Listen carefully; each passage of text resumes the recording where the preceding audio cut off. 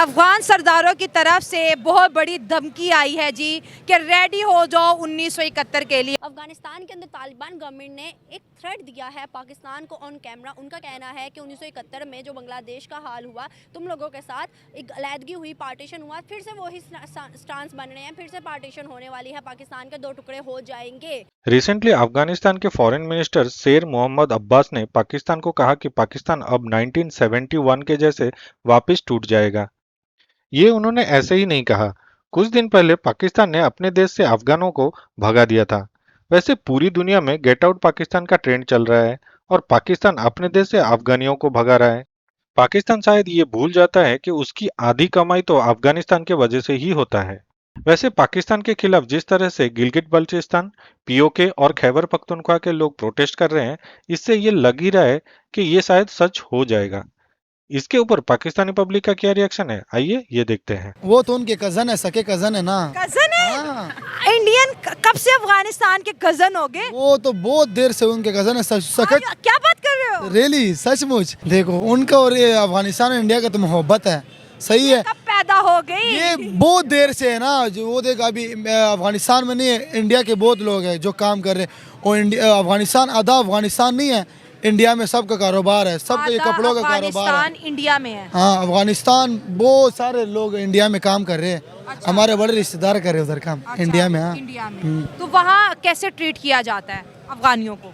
बस उसको उधर तो जैसे बोलते ना, पठान हो बस अफगानी हो, आ जाओ मेहमान हो, क्या खाना क्या पीना। हाँ सच, रेली कसम से आके मेहमान हो, आ जाओ, कुछ खाओ कुछ पियो। इतना प्यार मिलता है इंडिया बस से? वो तो उनके चाचू के बेटे हैं ना, अब क्या करें हम।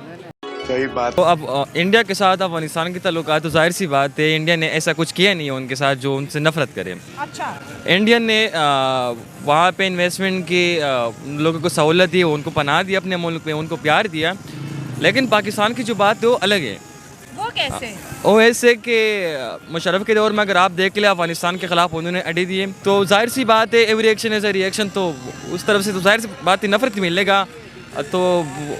तो हम नहीं एक्सपेक्ट कर सकते कि कोई किसी के साथ आप इतना जुल्म कर ले वो आपके साथ मोहब्बत करे। अल्लामा इकबाल का आज़म यही बात करती थी कि दो नेशन थ्योरी, पाकिस्तानी जो लोग मतलब मुसलमान हिंदू के साथ वक्त नहीं गुजार सकते, उनके कल्चर, रहन सहन, ज़ुबान सब कुछ अलग है। तो उसी बेस पे हम एक नया मुल्क का बुनियाद रखते हैं जिसका नाम पाकिस्तान होगा। तो इसको मैं आज़ाद नहीं कहूँगा, उन्होंने एक इलाके जिनको आबाद किया, फिर नाम दिया पाकिस्तान। कायद आज़म के आप अगर पहला स्पीच देख ले, उसमें यही बात की कि यहाँ पे सारे अक़लियतों को बाकी लोगों की तरह मसावी हकूक़ हासिल होंगे, अपने बदरगाह में आज़ादाना तरीके से जा सकते। तो किस तरह ये टू नेशन थ्योरी है? पहले आप किस बेस पे पाकिस्तान को आज़ाद कर रहे थे? तो वही जो आपकी बात थी आज़ादी के बाद, आपकी जो पहली स्पीच थी उसमें आपने यही बात की कि वो आज़ादाना अपनी बदरगाह में जा सकते। पाकिस्तान बनाने की ज़रूरत ही क्या थी? हमारा उनसे क्या मसला था? सही पकड़े हैं। मैंने तो सबसे पहले की था कि कोई टू नेशन थ्योरी नहीं, पाकिस्तान बनाने की कोई ज़रूरत ही नहीं थी। इस वक्त अगर आप देख ले बड़ी से इंडिया में, भारत में, यहाँ के जो मुसलमानों की आबादी इससे दुगना उधर इंडिया में, जो कि उनको कोई मसला ही नहीं है। तो यही बात है। आप पश्तून होके कहते हो इंडिया के मुसलमानों को कोई मसला नहीं है, लेकिन अगर हम लाहौर से बात करें, यहाँ पर ज़्यादा पंजाब से ताल्लुक़ रखने वाले लोग रहते हैं, उनका ये मान है कि भाई इंडिया में तो बहुत जुल्म हो रहा है। क्या कहेंगे ऐसे लोगों को? नहीं, यहाँ के लोगों को कोई मसला नहीं है। एक बात जो है, यहाँ लोग हैं लाहौरी, पंजाबी, यहाँ के जो भारत के साथ हमारे बार्डर है वो सारे खुले रहते हैं। हमने कभी भी ये बात नहीं सुनी कि उन्होंने बार्डर बंद किया, बिजनेस बंद हो गया। अगर देखा जाए अफगानिस्तान के साथ हमारे जो बार्डर लगे हुए हैं वो हर वक्त बंद रहते हैं, हमारा उनके साथ बिजनेस नहीं होता। तो हमारा अफगानिस्तान के साथ सबसे ज़्यादा मसला है या हिंदुस्तान के साथ? Good question, you are a good question. जाहिर सी बात है कोई मसला नहीं है, कोई मसला नहीं। एलीट को तो मसला ही कोई नहीं है, हमारे बड़े बड़े नाम वहाँ से बने हैं। नहीं मसला इसमें, अगर मैं बात करूँ कि वीमेन राइट्स की, तो पाकिस्तान में जितनी भी लीड फीमेल है उनको वीमेन राइट्स सबको मिलती है। जो गरीब तबका है, मिडिल तबका है, लोअर तबका है, वही सब मसले के शिकार है। और लोअर तबके किस्से में यही रिक्वेस्ट करूँगा कि आप लोग मीडिया के बात पर यकीन नहीं किया करें, तो आप खुद भी स्टडी करें, खुद भी रिसर्च करें। ये लोग हमारे दुश्मन नहीं है, ये हमारा दुश्मन नहीं, कोई दोस्त है, हमारा दोस्त है। 1947 से पहले भी गांधी जी कायद आज़म से बड़ी रिक्वेस्ट कर रहा था कि खुदा रहा आप ये ब्रिटिश के इशारों से ऐसा कुछ मत किया करें, इससे कुछ फ़ायदा नहीं होगा। आप मेरे साथ बैठे, जो भी मसला है, आप जो भी चाहेंगे मैं आप सब के तैयार हूँ। लेकिन उस वक्त भी कायद आज़म साहब जो है ना, वो बड़ा इन चीज़ों का लालची था, ओहदे का, और एक चाहिए था, ओहदा की बड़ा शौक था उसमें। और एक एजा सोर्स उनका इस्तेमाल करते थे, जिससे कोई इनकार नहीं कर सकता। अगर आज पाकिस्तानी को नहीं मानता तो 5-10 साल के बाद ये लोग खुद ही मानेंगे। कायद आज़म उसका एक एजा सोर्स उनका इस्तेमाल कर रहे थे, कायद आज़म को अंग्रेज एसेट्स के तौर पे यूज एजा सोर्स इस्तेमाल कर सोर्स इस्तेमाल कर रहे थे, एज अ सोर्स इस्तेमाल कर रहे थे। तो इंडिया के साथ तो जाहिर सी बात है हमारे आइन, सिक्योरिटी, जितनी सब कुछ है हमारी ब्रिटिश की दी हुई है। तो हम उस वक्त से लेकर आज तक उनके इशारों से चल रहे हैं, हमारे फैसले सब वही करते हैं। अरे बाप रे, ये तो धोती खोल रहा है। आपने कहा कि तालिबान की हुकूमत आएगी तो कश्मीर की फतह करेंगे। कश्मीर को क्यों फतह करेंगे? अच्छा, उन तालिबान के साथ हमारे रिलेशन क्या है? हाँ, अगर दूसरी तरफ से आप देख ले, पाकिस्तान की जितनी भी जनरल हामिद गुल साहब, परवेज़ मुशर्रफ, वो खुद ही कह रहे कि ये तालिबान, हमने उनको ट्रेनिंग दी है 1979 में।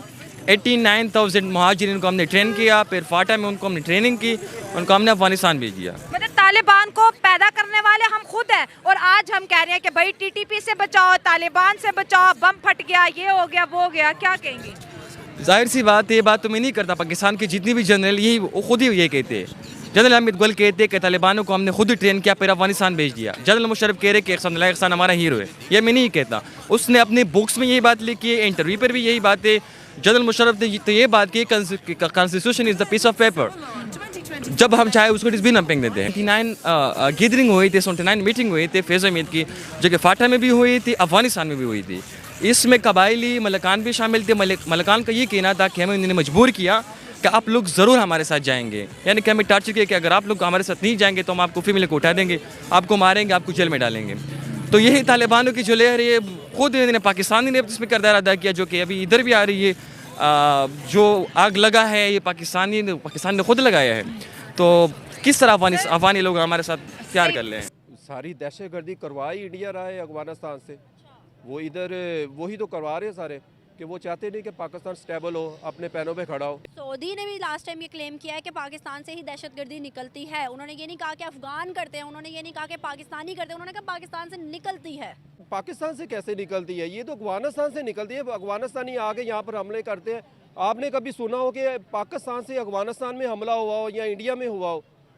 उधर से तो कभी इल्ज़ाम नहीं आया। पाकिस्तान में हमले होते हैं, टीवी पे भी देखते हैं, आप भी देखते हैं, सारे सबको पता है। डिफेंस के बजट को इतना ज़्यादा स्ट्रॉन्ग किया हुआ, फिर भी यहाँ पे धम धमाके होते हैं, इसकी क्या वजूहत है? कि हम उनको जो है ना सख्ती से साथ नहीं, जैसे नवाज शरीफ साहब ने किया था कि इनके साथ सख्ती, उन्होंने बोला था ठीक है जो भी है, अगर ये नहीं हमारी बात मानते हम भी इनको इनके तरीके से समझाएंगे। तो छोटी सी चीज़ देखें तो आपको क्या लगता है मुसलमान का दुश्मन है? कभी भी नहीं होना चाहिए, ये तो बने हुए हैं ना, टाइम है ना, इंडिया ने बनाया हुआ है ना। इंडिया उनको बोलता है कि ये जॉनसन हमारे दुश्मन है, इन्होंने अड्डे दे दिए। उनके दिमाग में ये बात है कि इन्होंने अड्डे दिए, हमारे मुल्क पे कब्जा करवाया। क्या लगाते 71 में भी इंडिया ने उनको साथ दिया था, तभी बांग्लादेश अलग हुआ था। जी बिल्कुल ऐसे ही है। तो आपको नहीं लगता कि इंडिया के पास इतनी पावर है कि वो बामुकाबले पाकिस्तान के खड़ा हो तो जीत जाएगा? नहीं, जीत कैसे? हम खुद हमारे पास हम अपना दिफा करने की पूरी ताकत रखते हैं। हमारे पास जो है ताकत कैसे रखते हैं? हमारे पास एटमी मिसाइल है, लेकिन हमारे पास वो पावर नहीं है कि हम दूसरे बंदे को मनवा सके। सऊदी हमारा दोस्त नहीं, दुबई हमारा दोस्त नहीं, यूएनओ में हम बात रखते हैं, हमारी कोई सुनवाई नहीं होती। इंडिया की तो कश्मीर के मसले में भी सुनवाई होती है। बस यही तो बात है ना, आपके मुल्क में गवर्नमेंट ही नहीं है स्टेबल, बंदे ही सियासतदान ही एक दूसरे के साथ बैठने को तेरे। हमारे मुल्क में हम तो खाना जंगी की हालत में है, तो हम कैसे किसी को अपना बना सकते हैं? अगर अफगानिस्तान ने थ्रेट दिया है तो क्यों दिया है, उसकी वजह क्या है, रीज़न क्या है? क्या हमने अफगानियों के साथ अभी तक जो कुछ किया वो अच्छा किया है? मुझे तो नहीं लगता हमने अच्छा किया है। हमने शायद उनको मारा भी है, उनको मारने के पैसे भी लिए। ये तो फैसला करने वाले सोचे कि उन्होंने करना क्या है, इसी तरह मुल्क चलाना है जैसे चल रहा था पिछले 71-77 सालों से चल रहा है। हमने क्या ऐसे ही चलाना है? ऐसे ही चलाना तो फिर ये ऐसे ही चलता रहेगा और अल्लाह पता नहीं हमारा हाफिज़ है। देखिए, अल्लाह भी उस कौम की मदद करता है जो खुद अपनी मदद। कभी इत्तफाक हो कश्मीर चले जाए, आज़ाद कश्मीर चले जाए, और जम्मू कश्मीर आप तो नहीं जा सकती, मगर कभी इत्तफाक हो चले जाए जम्मू कश्मीर, हाँ, वहाँ जाके लोगों को बोले पाकिस्तान से मिलना है, बोलेगा जी माफ़ी दे दो हमें, अल्लाह के वास्ते में माफ़ी दे दो, हम यही ठीक है। कि स्पेशली श्रीनगर वाले तो हमसे मिलेंगे नहीं, इसलिए उनको पता है कि हम यहाँ जाएंगे तो हमारे पास बचेगा क्या। यहाँ पर डॉलर कितने का, श्रीनगर में कितने का है? श्रीनगर को दुनिया का सारा वीज़ा मिलता है, हमें कोई वीज़ा नहीं मिलेगा, इसलिए कि हम डिफॉल्टर इतने हुए हुए। तो हमारे हालात तो उनसे ज़्यादा ख़राब है। हमें ट्रक की बत्ती के बजाय कश्मीर कश्मीर कश्मीर। अब तो कश्मीरी भी कहता है भाई हमें ना बुलाओ, आपकी मेहरबानी, आप वही ना, हम यहाँ ठीक है। आपने तो इंडिया से सारी लड़ाई कश्मीर के लिए की हुई थी ना, हमें तो ये बताया कौम को। आपके क्या मकसद है वो छोड़े, आपने हमें क्या बताया कि हम इंडिया से ऐसे लड़ रहे कि हमारा मसला कश्मीर है, और तो कुछ मसला नहीं था। और कश्मीरी कह रहे कि जी हमें आपके साथ नहीं आना। मकसद मैं आपके लिए लड़ रहा हूँ और आपके लिए मुझे आपके साथ चलना नहीं है, तो फ़ायदा क्या है मुझे बताएं, हासिल क्या हुआ? में इंतशार फैला रहे कश्मीर के नाम पे। वो हमारी मेमन ज़बान में ना एक बड़ी अच्छी कहावत है, वो मैं आपको बताऊँगा, वो आपकी समझ में नहीं आएगी, मगर मैं उसको ट्रांसलेट कर रहा हूँ कि माँ मरती है बेटी के लिए और बेटी मरती है किसी और के लिए। हमारी ये मिसाल हो गई, हम मरते कश्मीरियों के लिए, कश्मीरी कहते हैं हमें आपके साथ आना ही नहीं है, हम वहीं ठीक है जहाँ पर खड़े हुए। तो ये हाल हो गया हमारा।